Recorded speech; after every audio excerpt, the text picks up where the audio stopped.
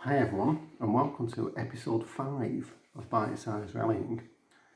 And for this episode, in a departure from the established format, we're going to pay tribute to legendary Finnish rally driver Hannu Mikkola, who we heard sadly passed away on the 26th of February 2021, last weekend, at the age of 78.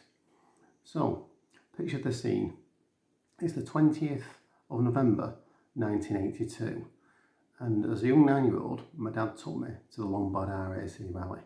And we were at the rally for the whole weekend. On the Saturday, we went to the pre-event scrutineering where you could see the cars up close, get a chance to get autographs with the drivers and get loads of freebies right up my street as a 9-year-old. Then on Sunday, we went out onto the special stages. So, picture the scene.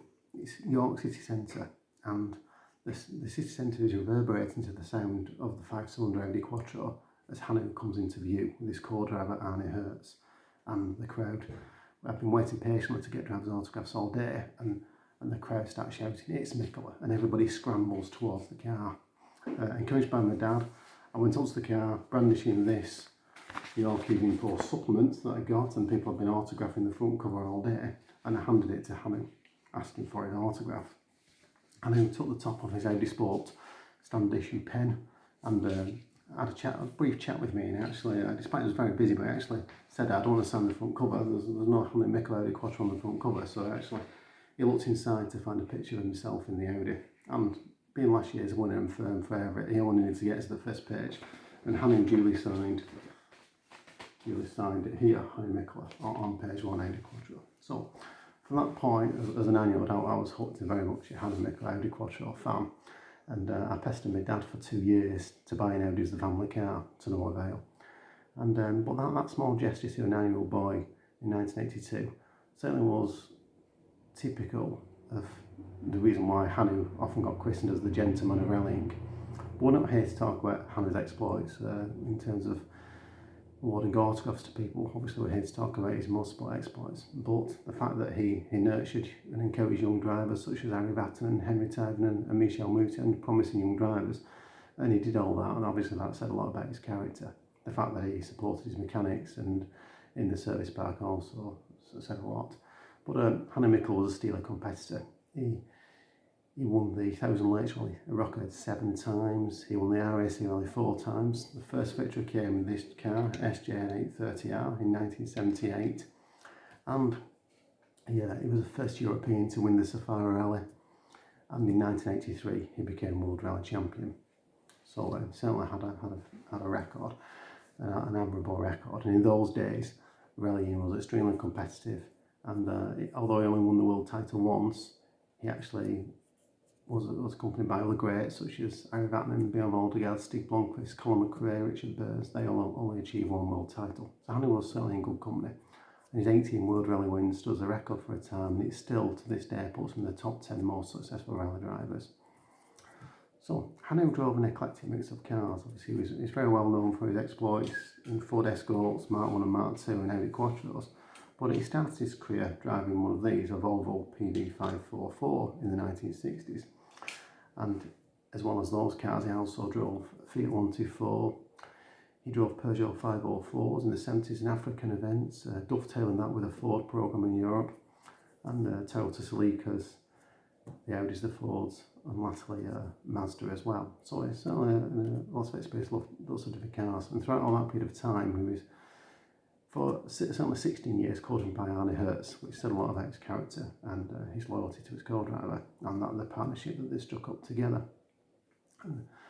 And by his own admission, certainly in the 1970s, Hannu did enjoy a drink, and he had a bit of a reputation as the last to bed during rallies, and he actually began to realise that his performance was suffering due to his passion for Finnish vodka, I believe. And in 1975, Hannu took the decision to give up drinking, something he went teetotal to understand from that day. And in doing so, he felt he gained more self-respect, he learned more about himself, but also he felt his performance had improved immeasurably.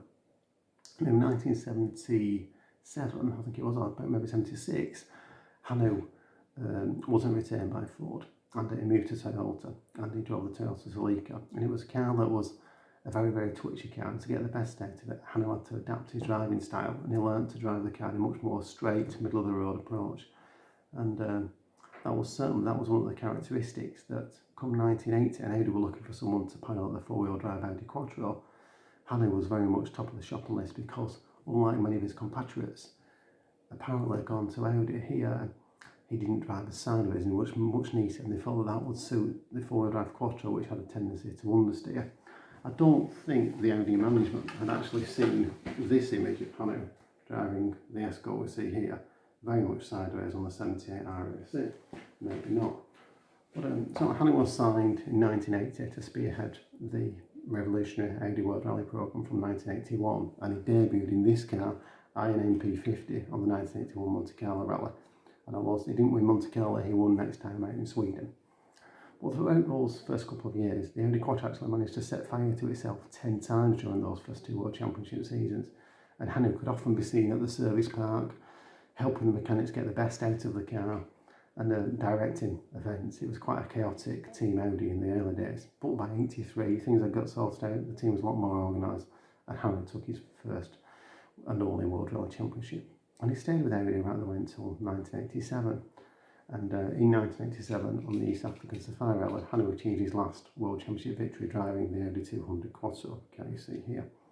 So it was, and it was probably towards the twilight of his career in those days, obviously, but it's great to win in Africa again. Now, the year after, Hannu signed for Mazda, and it was looking like in the following year, he might actually gain a fifth RAC Rally victory on the Lombard RAC. Yeah, on the final day, it was an epic battle with Juha Kankkunen and Mikkola and his Finnish compatriots.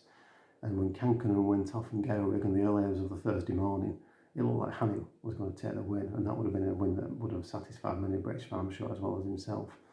Unfortunately, it wasn't to be. In an event where it seemed treacherous conditions, snow, ice, Hannu actually was rendered a crest, and I think it was in Delby Forest, blinded by the sun, and he put the car off the road. And you could tell in the BBC interview how dejected he was. He knew that it was his last chance to win. The Mazda was a great, nimble, agile car. It was only 1600cc, and it certainly didn't have the performance to match the Lancias or the Toyotas in normal conditions. So Hannu knew it was his last chance. But Hannu continued to appear in the World Championship. He actually did 4 seasons with Mazda, and his last world event was the 1993 Thousand Lakes Rally, driving the Toyota, where he finished 7th. Perhaps symbolic, since he'd won that rally 7 times previously. And Hannu continued to appear on historic events until as late as recently as 2017, I believe. So certainly he was very sadly missed by the rallying community, a great gentleman, ambassador for the sport, and a very, very mean driver behind the wheel, with a personal touch as well. So Hannu Mikkola, thank you for watching the video, and I'll see you again for another episode of Bite Size Rallying. Thank you.